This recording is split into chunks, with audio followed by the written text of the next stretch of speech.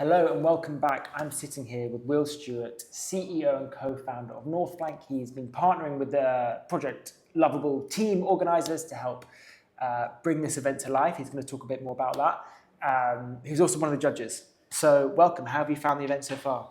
Hi Seb. Well, so far the event has been pretty awesome. Lots of teams building very exciting software. People building front ends, back ends, running models, running code on GPUs. It's been pretty exciting.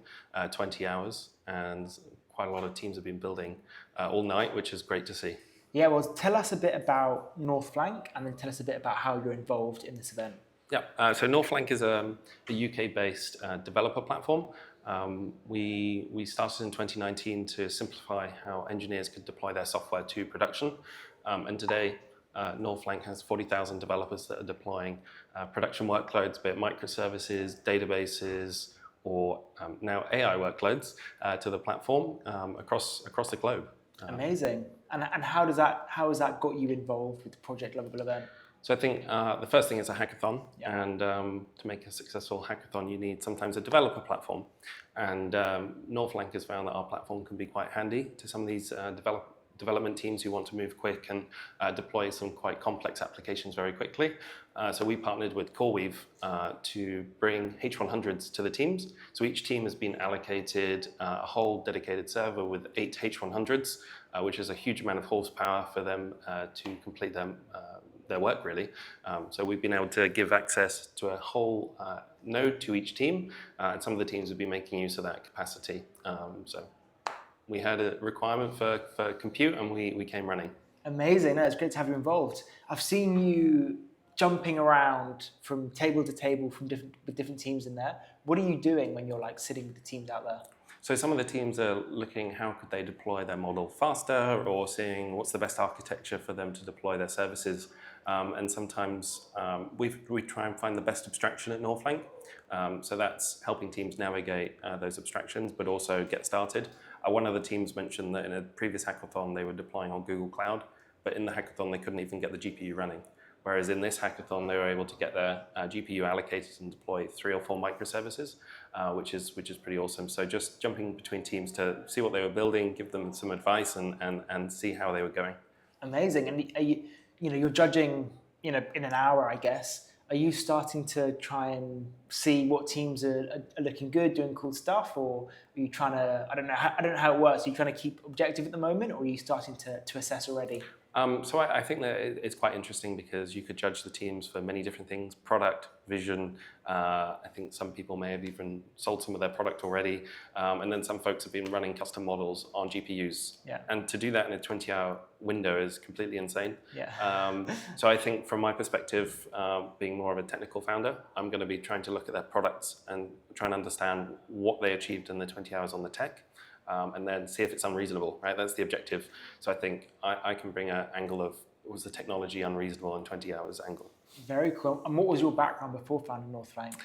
So straight out of university, myself and my co-founder met playing a multiplayer game, and we built a game server hosting platform. And in building a game server hosting platform, we needed to deploy our own backend, and we realized that it was very unreasonable that you couldn't deploy simply. We built this platform together, and I dropped out of university, jumped straight into startups, and this is when I was 21 in London, no connections, and it just shows that it is definitely possible to build core technology businesses in Europe, and this is mostly what this whole event is about, is that European engineers have the chops, they have the ability, and it's about bringing together like-minded individuals. Yeah.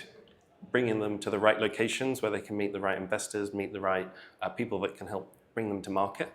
And this whole event by Project Europe and Lovable just shows that's 100% possible. Yeah, yeah. Right? In a week, they managed to bring 25 teams together. Yeah, it's amazing.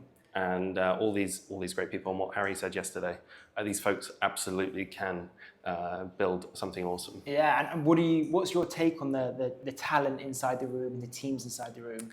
It's pretty phenomenal, right? So in my engineering team, we have our core engineers are in London and Switzerland, some of the best universities, and a lot of people in that room are from the best universities, but then I didn't go to the best university, and some of the folks in there are still, or haven't even gone to university. I think there's a couple of 18-year-olds there that still haven't even gone to university, and they're coding very interesting applications as well. So I think it's a balance of experience and raw horsepower upstairs. Yeah, it's definitely true.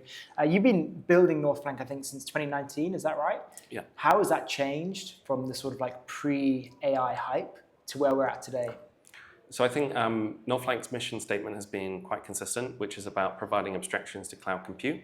And we think of it in an esports sort of way. You're trying to increase the skill ceiling, but lower the skill floor, so more people can take part and sort of play.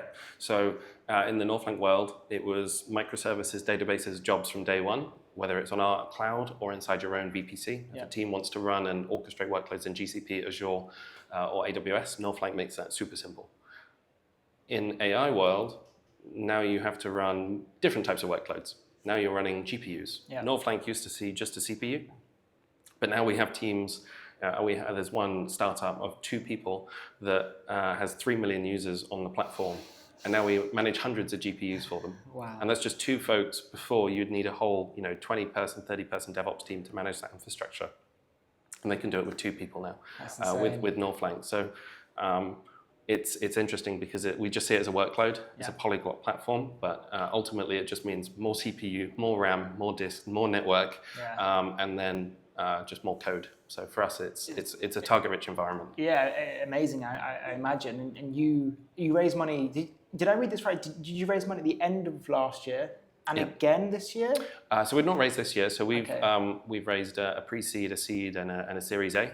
So we were lucky enough to raise a Series A towards the end of last year. Yeah. Okay. And that was quite a big round, wasn't it? Yes, that was a 16 mil Series A led by Bain Capital. And again, that just shows you can be a London-based company and work with some of the best investors in SF and the Valley, and pretty much every lead of our round has been US based, and we also have European VCs across the rounds as well, which is great. Amazing, so we can blend. Exactly.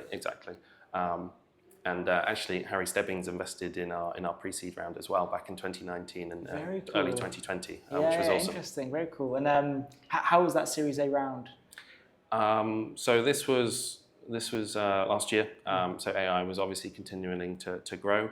At that time, Northflank was mainly focused on how the teams provide abstractions and a platform on top of their infrastructure.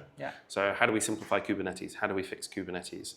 And since then, our users have been asking, GPUs, we need more capacity. We can't get capacity. We need spot instances. We need the ability to train models. We want fine tuning.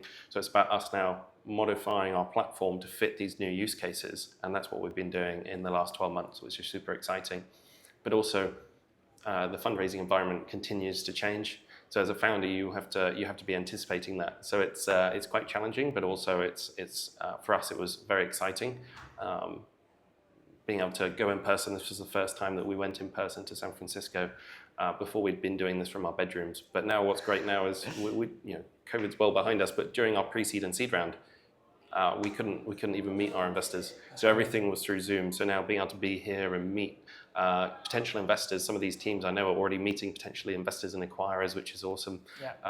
That's super exciting. Amazing. Well, look, thank you so much for joining me and thank you for getting involved with this event. It's been great chatting. Thank you so much. Lovely.